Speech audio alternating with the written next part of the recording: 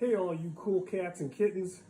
I am making homemade apple cider from scratch, which I will add yeast to and turn into hard apple cider. This is step one of several, so just pay attention and stay tuned. Hey all you cool cats and kittens.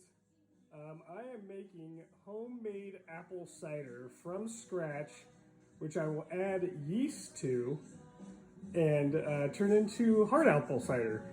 This is step one of several, so just pay attention and stay tuned. So step one, you gotta boil water,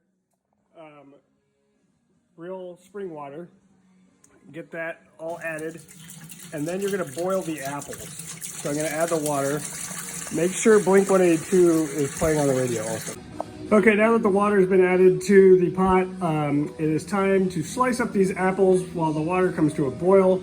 We'll put them in that bowl there, and then we will add them to the boiling water when ready to go. Okay, all the cores have been cut out of the apples. The apples have been sliced, and this is actually just coming to a simmer, so we're gonna throw them into the pot here and let them sit for a little bit. I'll show you the next step after this. Because it's splashing, might get in there, but good to go. And now the apples are going to sit there for a little bit, a few hours. I'll show you the next steps a little bit. Okay, the apples have been simmering for about 20 minutes, and now it's time to season it a little bit with some cinnamon. The recipe I called for, we made about a gallon of apple juice, but I have 2 going, so it said to add a 1 tablespoon, so I'm going to add 2, and then I'm going to add this to this cheesecloth, cheesecloth bag here. It's really a hop sack for brewing beer, but I'm gonna add that in there. I'm gonna do another one, and then I'm gonna throw it in here, and I'll show you in just a second. Okay, so the cinnamon's been added to this little hop sack, so I'll allow a little bit of the cinnamon to escape, but I'm gonna throw it right into there, into the apples, and then push it down. So that will season up the juice, and while the water is extracting the flavor from the apples, we'll add some cinnamon, but not let it all escape, but it will season it real good like a tea bag kind of. Okay, next step, here we go. We're gonna add some sugar to this thing because it's gonna be a hard cider. We want some sugar to be in there to be able to ferment and have the yeast to eat. So the recipe, like I said, I'm making about 2 gallons. The recipe I called for said 1.5 cup. So I'm gonna add a whole cup of here. So anyway, this is a 1/2 cup scoop here. We're gonna get that going. Okay, it's been boiling for about an hour or so it's time to reduce the heat and cover it. So I'm gonna put the lid on and then reduce the heat down to about medium. I'm between 4 and 5 and we'll let that sit for another couple hours. Another thing I forgot to mention, it's very important to drink beer during this process because it'll keep you sane. But don't drink too much before or during because it will lose your accuracy when cutting up the apples, and you might cut your fingers off, and you'll be sad that you cut your fingers off. Okay, the cider's been simmering for about an hour and a half after I boiled it for about an hour, so it should be ready to go. So take the lid off. That's actually good that I took that off and stood back a little bit because it steamed real quick. Nice thing is the ginger sack was just sitting right on top. So you can take that out, put that over there. And then now it's time to mash this up and strain it, and we're gonna have cider. Okay, we got the kettle here with all the apples and the water. Now I just gotta take this potato smasher and smash down the apples. And the cider is coming through. I'm just gonna smash these up, and then I'm gonna strain them, and I'll show you that in the next video. See you then. Some apples. Listening to Blink 182. Oh, camera's getting foggy. Okay, there's the kettle with the apple cider in there. You see there's a lot of apple pulp that I smashed up and stuff still in there, so I gotta strain that out.